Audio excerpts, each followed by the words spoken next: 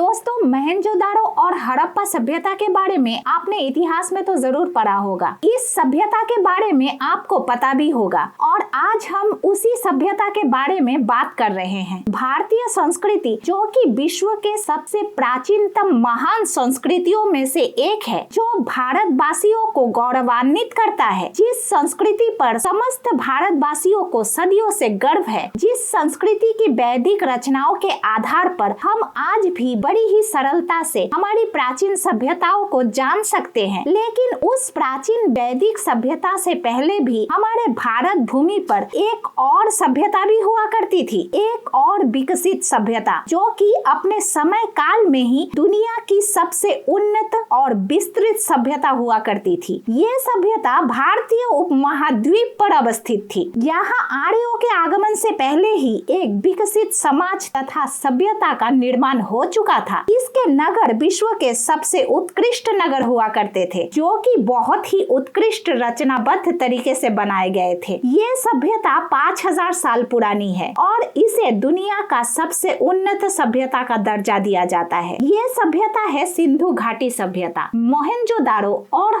हड़प्पा सभ्यता। तो आइए दोस्तों, अब जानते हैं इस सभ्यता के बारे में कुछ रोचक बातें। दोस्तों, दुनिया की लगभग सभी विख्यात प्राचीन सभ्यताएं नदियों के किनारे ही विकसित हुई थी, जैसे कि मिस्र की सभ्यता नील नदी के किनारे, मेसोपोटामिया की सभ्यता तजला और फरात नदी के किनारे और चीन की सभ्यता येलो नदी के किनारे पाई गई थी। ठीक वैसे ही भारतीय सभ्यता सिंधु नदी के किनारे पाई गई थी और इसीलिए इसे सिंधु सभ्यता या फिर सिंधु घाटी सभ्यता कहा जाता है। अब यहाँ पे हम ये जानेंगे कि इस सभ्यता की खोज आखिर कैसे हुई थी। सन 1826 में सर चार्ल्स मेसन नाम के एक अंग्रेज व्यक्ति, जो कि भारत के उत्तर पश्चिमी पंजाब क्षेत्र का दौरा कर रहे थे और जो क्षेत्र आज की पाकिस्तान का पंजाब प्रांत है, उन्होंने वहाँ पे हड़प्पा क्षेत्र में जमीन के नीचे दबे हुए पुरातन अवशेषों का निरीक्षण किया और सन 1842 में इसके ऊपर एक लेख लिखकर सर्वप्रथम दुनिया के सामने इस बात को प्रदर्शित किया। और फिर सन 1853 से लेकर 1856 के बीच कराची और लाहौर के दरमियान जब रेलवे लाइन का निर्माण कार्य शुरू हुआ था, तब रेलवे के इंजीनियर्स बर्टन बंधु, जिनका नाम जेम्स और विलियम बर्टन था, उन्हें हड़प्पा में प्राचीन मजबूत ईंटों का पता चला, जो कि उस समय के अति प्राचीन अवशेष के रूप में प्राप्त हुए थे। और इन ईंटों का इस्तेमाल उन्होंने रेलवे की पटरियों के निर्माण के लिए किया था। उसके बाद सन 1856 में अलेक्जेंडर क्यूनिघम नाम के एक अंग्रेज अधिकारी ने हड़प्पा का निरीक्षण किया और मानचित्र बनाया और इसी अंग्रेज अधिकारी ने सन 1961 में भारतीय पुरातत्व विभाग की स्थापना की थी। सन 1921 में इसी पुरातत्व विभाग के जो प्रमुख थे सर जॉन मार्शल, इनके नेतृत्व में पहली बार हड़प्पा का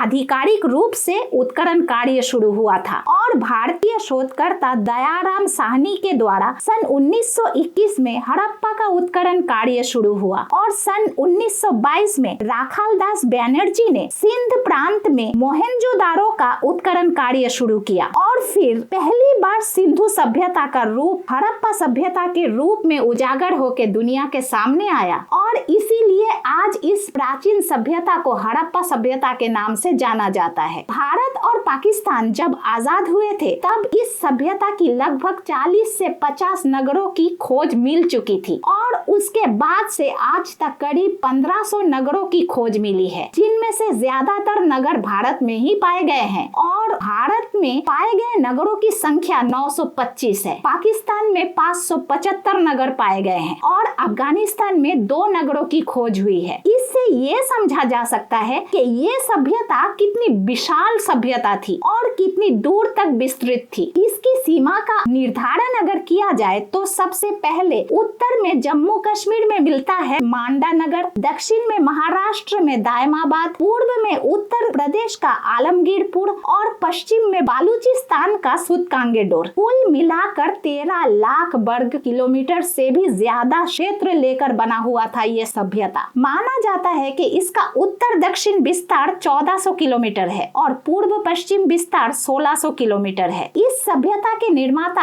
आखिर कौन लोग थे, इस बात को लेकर विभिन्न मत है। ज्यादातर ये माना जाता है कि यहाँ रहने वाले लोगों ने ही इसका निर्माण किया था और ये भी मान्यता है कि सुमेरियन सभ्यता के लोगों ने इसका निर्माण किया था, क्योंकि इन दोनों सभ्यताओं में कोई ज्यादा अंतर नहीं है बल्कि काफी समानताएं हैं। ऐसा उन्नत नगर नियोजन तत्कालीन समय में बहुत ही कम पाया जाता है। ऐसी उन्नत नगर नियोजन व्यवस्था तत्कालीन समय की दूसरे किसी भी सभ्यता में नहीं पाया गया है। भारतवासियों के लिए ये एक बहुत ही गर्व की बात है कि भारत की ये सभ्यता अपने समय की सबसे उन्नत सभ्यता थी। ऐसी नगर नियोजन व्यवस्थाएं तत्कालीन समय की सभ्यता को दर्शाता है। उन लोगों को लिपि का ज्ञान हुआ करता था। ये लोग अपने विचारों को चित्रात्मक अक्षरों के माध्यम से लिपिबद्ध करते थे। इन लोगों ने तांबा और टीन का मिश्रण करके कांस्य धातु का निर्माण किया था। ये लोग माप तोल करना भी जानते थे। इन लोगों को मिट्टी से बने बर्तन, औजार और खिलौने बनाने की कला आती थी। इन्हें गणित का ज्ञान भी अवश्य रहा होगा, तभी इन लोगों ने इतने सुंदर तरीके से रचनाबद्ध और विशाल भवन बनाए थे। पाकिस्तान के सिंध प्रांत में पाया गया मोहनजोदाड़ो नगर इस सभ्यता का सबसे बड़ा नगर है और ये सुनियोजित भी है, इसलिए इसे हड़प्पा सभ्यता के राजधानी के नाम से भी जाना जाता है। इस सभ्यता के सभी नगर विशेष रूप से 2 हिस्सों में बटे हुए थे। इसके ऊपरी हिस्से को पश्चिमी टीला कहा जाता है, जो समाज के धनी, अमीर और पुरोहितों की रहने की जगह थी। इसे दुर्ग भी कहा जा सकता है। और दूसरा हिस्सा पूर्वी टीला, जो किसान, मजदूर और जन सामान्य की रहने की जगह थी। ये हिस्सा नीचे की तरफ पाया जाता है। ऊपरी हिस्से में बड़े और पक्के भवन और सार्वजनिक वस्तु पाए गए थे और निचले हिस्से में छोटे और कच्चे ईंटों से बने मकान पाए गए थे। हड़प्पा सभ्यता के नगरीय रास्ते बहुत ही प्रशंसनीय है, क्योंकि ये बड़े ही नियोजनबद्ध तरीके से बनाए गए थे। सभी घरों के दरवाजे मुख्य रास्तों में ना खुलते हुए गलियों में खुलते दिखाई पड़ते हैं। हर घर में कुआं, स्वच्छता गृह और जल निकासी के लिए नालियां मिलती है, जो मुख्य नाली से जुड़ के खराब पानी को शहर से बाहर निकालती थी। ये सभी नालियां ऊपर से ढकी हुई थी। हड़प्पा सभ्यता की आज तक जितनी भी खुदाई की गई है, उनमें से कहीं भी अस्त्र शस्त्र जैसी लड़ाई से जुड़ी हुई कोई भी सामग्री नहीं मिली है, जिससे ये पता चलता है कि ये सभ्यता शांति प्रिय सभ्यता थी, जो केवल व्यापार और विकास के लिए ही प्रसिद्ध थी। दोस्तों, मोहनजोदाड़ो सभ्यता के बारे में कुछ और विशेष बातें मैं आपको इसके दूसरे पार्ट में बताऊंगी, उसे जरूर देखना। और अगर आपको ये वीडियो पसंद आया तो इसे लाइक करें, इसे शेयर करें और हमारे चैनल को सब्सक्राइब जरूर करें।